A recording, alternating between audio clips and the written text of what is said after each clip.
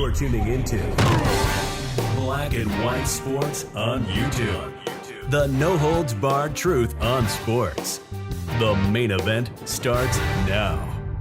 Well, guys, this could be the beginning of the end for one LeBron James. Now, LeBron James is going to be 41 years old, guys, at the end of this month, December the 31st, if I'm not mistaken. He's a very, very old NBA player. Now, for the most part, he's actually fended off Father Time. And his numbers last season looked pretty good. He was still somewhere around like 25 points or so per game, still dishing out assists and rebounds. He hadn't really been the same defensive force he used to be, but we know that already. But now, folks, this may be the end. LeBron James missed the beginning of the season because of a sciatica problem. But he's been back for the past 6 games. And folks, this is not the LeBron James, even from last year. Not even close. Not even close. Because, folks, last night, his double-digit scoring streak ended. It was close to something like 1,300 straight games, somewhere around those lines.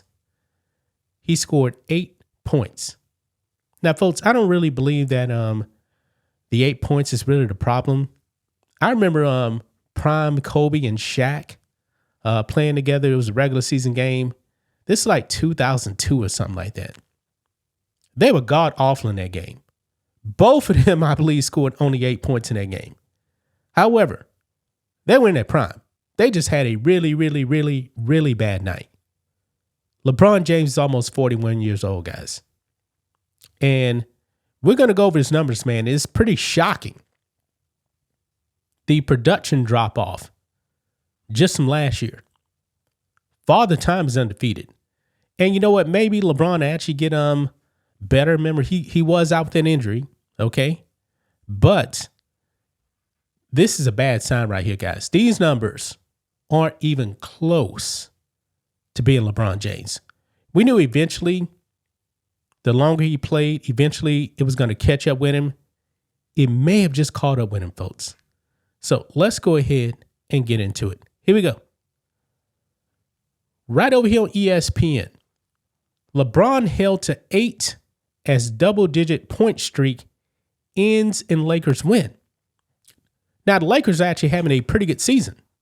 They're the number 2 seed in the West so far. But for the most part, LeBron James wasn't around for that. But LeBron James in this game, he dished out the game-winning assist. I believe he actually had 11 assists in this game, if I'm not mistaken.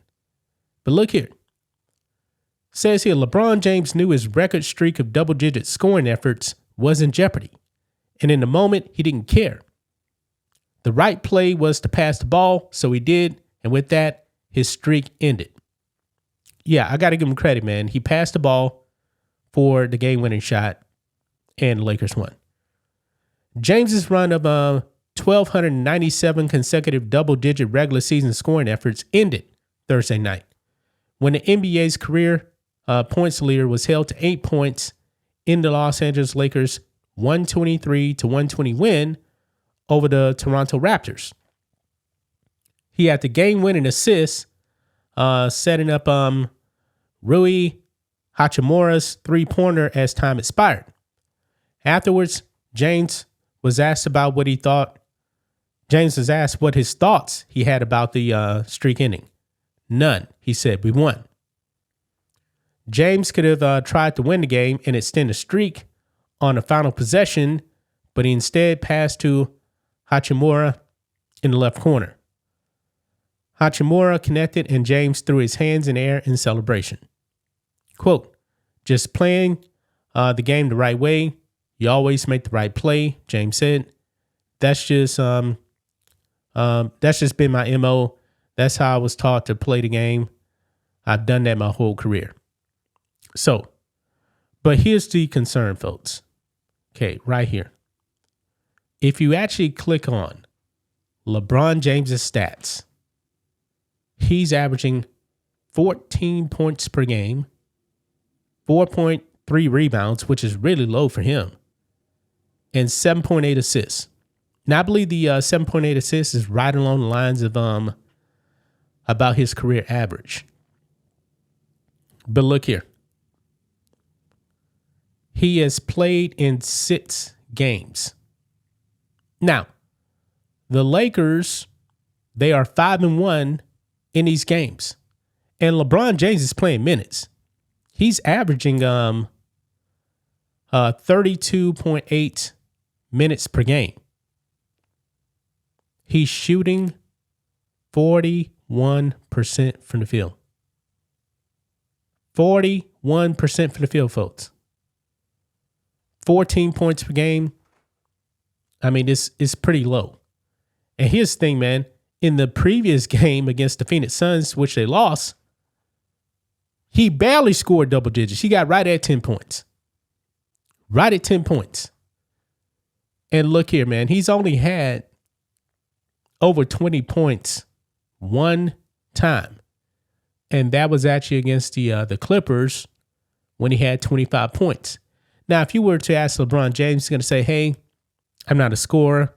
I'm always been a facilitator first. But we know, guys, LeBron James definitely has been a scorer. He's the all-time leading scorer in NBA history. He's averaged, I believe, 27 points per game for his career. So he's definitely a scorer. But this is a concern, a major concern. He's shooting 26% from the three-point line. And also 55% from the free throw line. Wow. Granted, that's a small sample size right there. But still.